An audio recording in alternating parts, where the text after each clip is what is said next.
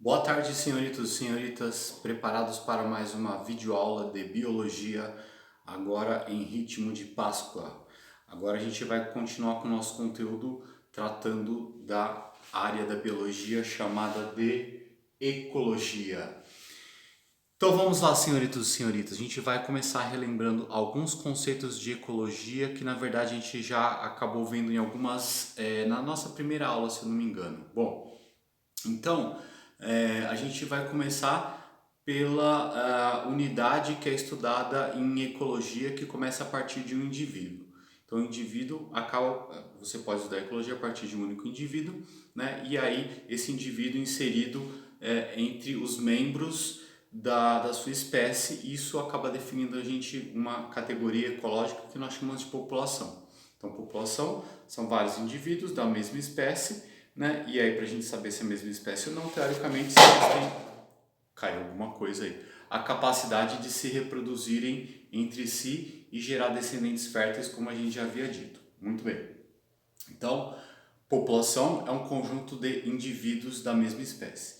Continuando nessa lógica de organização, quando nós temos o conjunto de algumas populações de diferentes espécies, população, sei lá, de uma árvore, qualquer de uma espécie de árvore, sei lá, de uma paineira, população de uma espécie de borboleta, população de grama, população de fungos, essas diferentes populações unidas, né, de diferentes espécies vão formar então para a gente uma comunidade. Então a comunidade é o conjunto de populações de espécies diferentes. E aí às vezes nós podemos ter algumas comunidades e as comunidades com algumas semelhanças entre si, em uma mesma região geográfica, né, elas acabam formando um ecossistema. Porém esse ecossistema nada mais é do que esse conjunto dessas comunidades que nós temos em uma determinada região, mais a associação dos fatores abióticos. Fatores abióticos são aqueles fatores não vivos, né? Como por exemplo temperatura, umidade do ar, luminosidade, salinidade da água, se for um ambiente aquático, por exemplo. Então todas essas variáveis não vivas são chamadas de fatores abióticos. E os fatores bióticos são os fatores vivos, né, que presentes na comunidade que a gente acabou de falar. Então, quando você estabelece uma comunidade em uma determinada região, associada a uma ou mais comunidades, né, associadas a esses fatores abióticos, que são característicos de uma determinada região, então nós temos um ecossistema. Muito bem. E aí nós temos o conjunto de todos os ecossistemas da Terra vão acabar formando a biosfera. Então, o nosso grande planeta funciona, né, de uma forma em conjunto e complexa, formando então a biosfera, que é o conjunto de todos os ecossistemas. Então, nós chegamos aí até essa questão do conjunto de todos os indivíduos. Agora o Ney vai dar uma pausa para a gente continuar esse nosso próximo tema, que está aqui na lousa. Maravilha, então, Ney, continuando agora. Bom, visto esses conceitos iniciais que a gente tem em ecologia, agora a gente vai ver mais alguns outros conceitos tratados em ecologia, que são o seguinte: quando a gente tem, por exemplo, um ecossistema, né, que tem uma determinada característica da vegetação, por exemplo, floresta amazônica, né, então tem um tipo de vegetação predominante, ou então, sei lá, floresta mata de araucárias, né, que tem um outro tipo de vegetação predominante. Então, quando nós temos esses tipos de vegetação predominante, esses ecossistemas também podem ser chamados de biomas. Então a gente tem o bioma Mata Atlântica, o bioma Cerrado, o bioma Floresta Amazônica, nós temos vários biomas brasileiros e temos os biomas mundiais também. Deserto, campos, floresta temperada, etc, etc, né? Então, esses são considerados os biomas. Agora, uma coisa bastante interessante que é o seguinte, né? Se você está, sei lá, viajando de carro ou alguma coisa assim, você está indo por um bioma que é da Mata Atlântica, né? Aí, de repente, numa determinada região, aquele bioma já acaba a Mata Atlântica e já começa o Cerrado, né? Não é você está andando assim, de repente você, né, cruza uma fronteira e aí ele já muda totalmente de configuração. Então nós temos algumas fronteiras em relação a esses biomas que nós chamamos de ecótonos ou ecótones, né, que são essas regiões de transição onde a gente está terminando um bioma e começando outro. Então, por exemplo, entre a Mata Atlântica e o Cerrado, né, que nós temos aqui os dois presentes no estado de São Paulo, por exemplo, né, então nós temos regiões de transição entre um e outro, que a vegetação é mais ou menos parecida com um pouquinho de um pouquinho do outro, então essas regiões são chamadas de ecótones ou ecótonos. Muito bem, isso então em relação aos biomas. Aí nós temos também uma outra área estudada na ecologia, que são os biociclos. Esses biociclos, eles são divididos em três grandes grupos, né? São os biociclos terrestres, biociclos marinhos e biociclos de água doce. Nesses biociclos, então, a ideia principal é que vai ocorrer a ciclagem dos nutrientes. Então, como que esses nutrientes, né, ingressam nas cadeias e teias alimentares, como eles voltam, né, na forma inorgânica para o ambiente, depois eles retornam nas teias e cadeias alimentares. Então, uma grande divisão, então nós temos essas três divisões, né? Pensando, por exemplo, que um ecossistema de água doce, pensando num biociclo de um lago, por exemplo, né? Então a água do lago, teoricamente, ela fica parada, né? Mas, principalmente em regiões de clima frio, né? A diferença de temperatura entre a superfície da água e o fundo, né, do lago, né, acaba promovendo a rotação, a rotatividade dessa água, e isso acaba mobilizando os nutrientes. Essa área da biologia, por exemplo, é chamada de limnologia, né, que a gente estuda a ecologia dos lagos. A ecologia dos ambientes marinhos também são influenciados pelo ambiente terrestre, que trazem um aporte de nutrientes para os mares, né, tem a deposição dos sedimentos, né, tem todas as comunidades marinhas, né, e aí nós temos as divisões, né, altitudinais dos biomas marinhos, né, que a gente vai entrar em detalhe em uma outra aula, né, e os ambientes, os ecossistemas terrestres também têm os seus biociclos, mas eles são divididos em três grandes biomas, ou vamos dizer assim, tipos de fisionomia vegetal, que são os biociclos de regiões de floresta, de desertos e de campos, certo?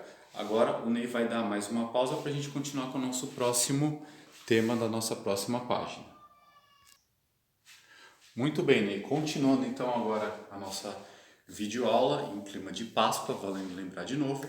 Então é o seguinte, outros dois conceitos importantes que nós temos em ecologia é o seguinte, nós temos o conceito de habitat, né? O que é o habitat? Habitat é o tipo de ambiente que o organismo vive. Então você tem um habitat que a gente tinha falado terrestre, um habitat aquático. O habitat aquático ele pode ser de água doce, de água salgada. Um habitat terrestre, por exemplo, pode ser numa floresta, pode ser numa região de campos, né? Então, habitat é um habitat polar, por exemplo, também. Ele está dividido então em tipos de ambientes que aquele organismo pode ocupar, que é diferente, por exemplo, de nicho ecológico, né? O nicho ecológico é como que a espécie pode explorar aquele seu habitat, como ele pode explorar o seu ambiente. Então, por exemplo, duas espécies podem ter o mesmo nicho ecológico, mas elas exploram de maneira diferente aquele habitat, né? Vamos pensar assim, por exemplo, num habitat florestal, né? Então nós temos, sei lá, algumas espécies de borboletas que tem um nicho ecológico de explorar mais a região das copas das árvores. Então é lá onde elas se alimentam, lá onde elas se reproduzem, botam os ovos. E de repente uma outra espécie de borboleta, ela possui um nicho ecológico de mais próximo do chão, próximo das folhas caídas no chão, então onde ela se alimenta, onde ela se reproduz, bota seus ovos. Então veja que as duas vivem no mesmo habitat, porém elas vivem com nichos ecológicos diferentes. Isso é bastante importante porque o nicho ecológico também pode ser considerado como uma função do organismo naquele habitat ou no ecossistema, né? E isso é bastante interessante por quê? Porque como elas exploram nichos diferentes, são adaptações evolutivas, né, dessas espécies, e isso ajuda a diminuir a competição por recursos, né, porque um nicho ecológico é como se fosse um lugarzinho que a espécie ocupa no ambiente. Se eu tenho diferentes lugares ou diferentes nichos, cada espécie pode ocupar um nicho diferente, um lugar diferente, uma posição diferente na natureza, reduzindo então a competição entre espécies diferentes. Isso é um conceito bastante, aliás, conceitos que causam dúvidas, mas são conceitos bastante importantes também. E seguindo esse raciocínio, nós temos a classificação dos organismos em relação ao tipo de nutrição deles, né? Então nós temos organismos que são considerados autótrofos. Auto significa próprio e trófo significa nutrição, alimentação. Então os autótrofos são aqueles que produzem o próprio alimento. Então nós temos basicamente dois processos de produção de alimento. Nós temos a fotossíntese, e foto significa luz, então é síntese de matéria orgânica a partir da luz, como as plantas fazem, né, como as algas fazem, como algumas cianobactérias, por exemplo, né, que fazem parte do fitoplâncton, fazem também na natureza. Tá? Então a partir da fotossíntese, que é uma outra aula bastante detalhada que vocês terão. E nós temos a quimiossíntese. O processo de quimiossíntese é a produção de energia, né, de compostos orgânicos a partir de reações químicas obtidas de elementos químicos da natureza. Isso é feito por algumas bactérias e algumas arqueias, que são tipos de bactérias também bastante específicas, né, que existem em lugares específicos no nosso planeta. Muito bem, então esses são os autótrofos que nas cadeias e teias alimentares são considerados como produtores. E aí nós temos os organismos que são os heterótrofos. Hétero significa diferente, trófos alimentação, então heterótrofos, alimentação é diferente dele mesmo. Então esses organismos eles podem ser consumidores, né, a gente vai ver daqui a pouquinho, primário, secundário, terciário, quaternário e assim por diante, e decompositores, que na verdade são um tipo de consumidores também, tá? Porque os consumidores são todos aqueles que não produzem o próprio alimento, que não são os produtores, né? Se a gente observar, né, normalmente os consumidores, né, são classificados em predadores, né, em pastadores ou então em parasitas, né, que é um tipo de predação totalmente diferente. E os decompositores nós temos também algumas divisões, né? Então nós temos os necrófagos, né, que se alimentam de animais mortos. Então você vai lá, o leão vai lá matar a presa, se alimenta daquela presa morta, né? Você tem os detritívoros, né? Por exemplo, tem folhinhas que soltam pedacinhos lá, e você tem um caracolzinho ou um caramujo, né, que vai lá e se alimenta daqueles pedaços. São os detritívoros, eles se alimentam de detritos. E temos e aí as fezes deles, né, continuam na decomposição da matéria orgânica. E temos os decompositores stricto sensu, né, que são fungos e bactérias, né, que vão então pegar aquela matéria orgânica e devolver como matéria inorgânica para o ambiente, né? Então nós temos esses três tipos de decompositores. Eu vou representar para vocês agora na sequência um exemplo de cadeia alimentar. A gente vai discutir um pouco em relação ao que seria uma cadeia alimentar, a questão de níveis tróficos e tudo mais. O Ney vai me ajudar aqui, a gente vai preparar a lousa em instantes, nós continuamos. Muito bem, então, senhoritos, senhoritas e Ney, vamos lá continuando.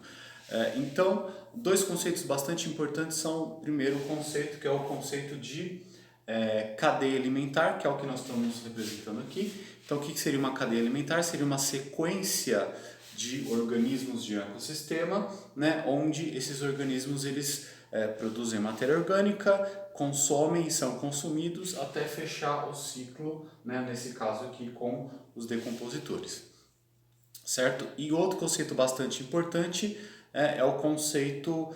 bom, então, numa cadeia alimentar a gente tem os produtores, os consumidores e os decompositores. E um outro conceito bastante importante e interessante também são os níveis tróficos. Níveis tróficos são os níveis alimentares de uma cadeia ou teia. Por que eu falo teia também, né? Então, porque na verdade na natureza não existe uma forma de consumir, né, linear como a gente representa aqui. Então, na verdade, né, um organismo ele pode comer diferentes tipos de organismos, né, de diferentes espécies, diferentes filos e tudo mais. Então, o que vai acontecer? No momento ele pode ser consumidor, quando você come alface, por exemplo, você é um consumidor primário. Quando você come, sei lá, um bife, você é um consumidor secundário, que está se alimentando, né, de um animal que foi um consumidor primário. Então, na verdade, né, existem diferentes posições, que é isso que a gente vai discutir agora. Então, a posição que o organismo ocupa em uma cadeia alimentar ou uma teia alimentar, que é o conjunto de várias cadeias alimentares relacionadas umas com as outras. Então nós chamamos de níveis tróficos, são os níveis alimentares. Então preste atenção na regrinha. Sempre, sempre, sempre os produtores vão ocupar o primeiro nível trófico, sempre. Então aqui nós temos capim, produtor, primeiro nível trófico. Certo?